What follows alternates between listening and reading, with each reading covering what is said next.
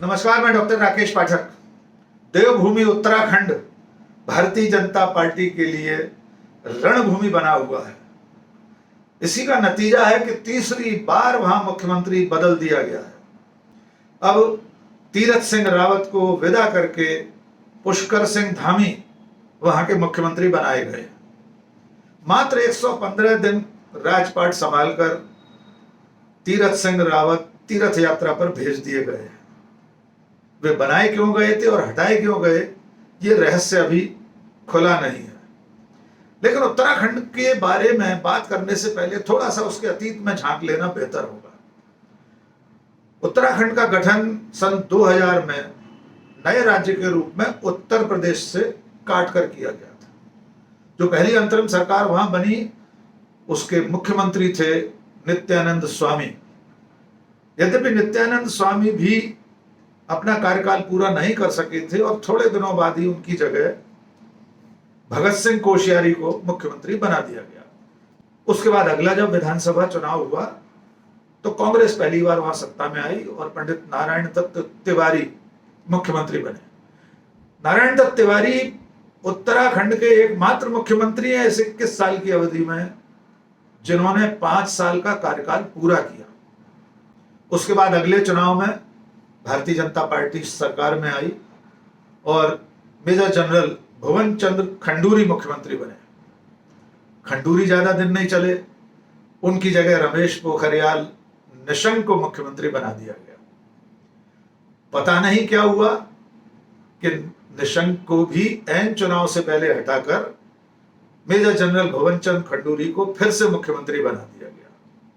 लेकिन नतीजा फिर भी भारतीय जनता पार्टी के पक्ष में नहीं रहा और अगले चुनाव में कांग्रेस सत्ता में आई और विजय बहुगुणा को मुख्यमंत्री बना दिया गया।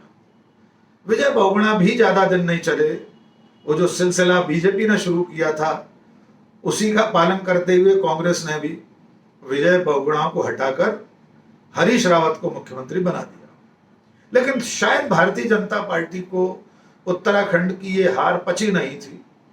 तो सन 2016 आते आते भारतीय जनता पार्टी की कोशिशों से 9 कांग्रेस विधायकों ने अपने आप को असंतुष्ट खेमे के रूप में दर्ज किया और उस बहाने से, और सदन में बड़ा बवंडर हुआ था, बहुत अराजकता हुई थी। उस अराजकता के बहाने केंद्र सरकार ने यानी मोदी सरकार ने हरीश रावत की कांग्रेस सरकार को मार्च 2016 में बर्खास्त करके राष्ट्रपति शासन लगा दिया। हरीश रावत और कांग्रेस इसके खिलाफ उत्तराखंड हाईकोर्ट में गए। वहां से उन्हें राहत मिली। हाईकोर्ट ने कहा कि राष्ट्रपति शासन लगाना अवैध है, बहुमत का फैसला फ्लोर पर होगा। उसके बाद हरीश रावत सुप्रीम कोर्ट गए, चूंकि मोदी सरकार ने हाईकोर्ट के फैसले के खिलाफ अपील लगाई थी। लेकिन वहां भी केंद्र सरकार की मात हुई, हरीश रावत को वहां से राहत मिली और मई 2016 में हरीश रावत फिर से मुख्यमंत्री बन गए। लेकिन जैसी कि उत्तराखंड में परंपरा चली आ रही थी, अगले चुनाव में यानी 2017 के विधानसभा चुनाव में कांग्रेस की करारी मात हुई। हरीश रावत खुद चुनाव हार गए और भारतीय जनता पार्टी के त्रिवेंद्र सिंह रावत मुख्यमंत्री बने। सरकार जैसे तैसे चलती रही, लेकिन कुछ माह पहले तीरथ सिंह रावत को भारतीय जनता पार्टी ने त्रिवेंद्र रावत की जगह मुख्यमंत्री बना दिया। ने नेतृत्व के प्रति भक्ति में सबसे पहला बयान दिया कि नरेंद्र मोदी आने वाले समय में भगवान राम और भगवान श्री कृष्ण की तरह पूजे जाएंगे। बाकी उनके सारे बयान के हिंदुओं को 10-20 बच्चे पैदा करना चाहिए अगर राशन ज्यादा चाहिए, और वो जो लड़कियों की जींस पर उनका जो निशाना था जिसकी बहुत आलोचना हुई थी, ऐसे आसमानी सुल्तानी बयानों के बाद अंततः ज्ञात अज्ञात कारणों से तीरथ सिंह रावत भी विदा कर दिए गए। उन्हें नेतृत्व ने तीरथ पर भेज दिया और आज देहरादून में विधायक दल की बैठक में पुष्कर सिंह धामी नेता चुन लिए गए और अब वे उत्तराखंड के मुख्यमंत्री होंगे। कुल मिलाकर उत्तराखंड जैसे छोटे से राज्य जिसे देवभूमि कहा जाता है, उसमें 21 साल में 10 मुख्यमंत्री बदल गए, जितने भारतीय जनता पार्टी में बदले उससे आधे कांग्रेस ने भी बदले थे। अब तीरथ सिंह रावत के इस्तीफे के पीछे जो वजह बताई जा रही उसकी बात करते हैं। तीरथ सिंह रावत ने खुद प्रेस कॉन्फ्रेंस करके कहा कि मेरे पद पर बने रहने में संवैधानिक संकट पैदा हो गया है। संविधान के अनुच्छेद 164(4) के मुताबिक किसी भी व्यक्ति को मुख्यमंत्री रहने के लिए या मंत्री रहने के लिए सदन का सदस्य होना जरूरी है और वो 6 महीने के भीतर उसे निर्वाचित होना होगा। वे कह रहे हैं कोरोना काल की वजह से निर्वाचन आयोग उपचुनाव नहीं करवा पा रहा है, इसलिए उन्होंने इस्तीफा दिया है। जो निर्वाचन आयोग भरपूर कोरोना की लहर में 5 राज्यों के विधानसभा चुनाव करा सका था, करवा लिए थे, हजारों लाखों लोगों के मरने के बीच, वो निर्वाचन आयोग उत्तराखंड में एक विधानसभा सीट का उपचुनाव नहीं करवा पा रहा। ये तो $1 मिलियन सवाल है। इसका जवाब तो या तो निर्वाचन आयोग देगा या उनके जो भाग्य विधाता बने बैठे हैं प्रधानमंत्री नरेंद्र मोदी और गृह मंत्री अमित शाह। 2 मुद्दे और हैं। कहा जा रहा है कि कहीं पे निगाहें कहीं पे निशाना है।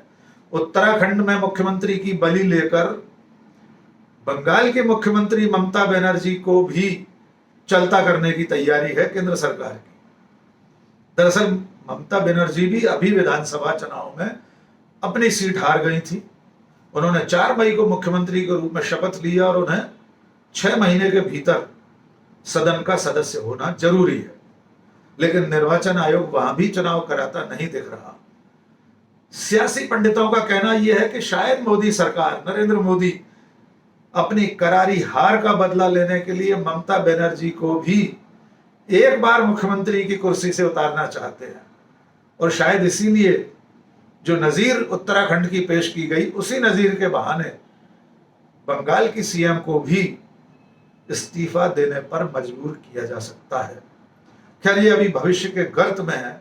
एक अंतिम सवाल इस पूरे मुद्दे पर जो शायद कहीं पूछा नहीं जा रहा होगा कि उत्तराखंड में सन 2016 से अब तक लगातार होती हुई मात, वो भी मोदी शाह की, नरेंद्र मोदी की मात है। एक बार राष्ट्रपति शासन लगाकर उन्होंने सरकार वहां बेदखल की थी, लेकिन सुप्रीम कोर्ट ने उनके उस फैसले को पलटकर हरीश रावत को दोबारा मुख्यमंत्री बनाया था।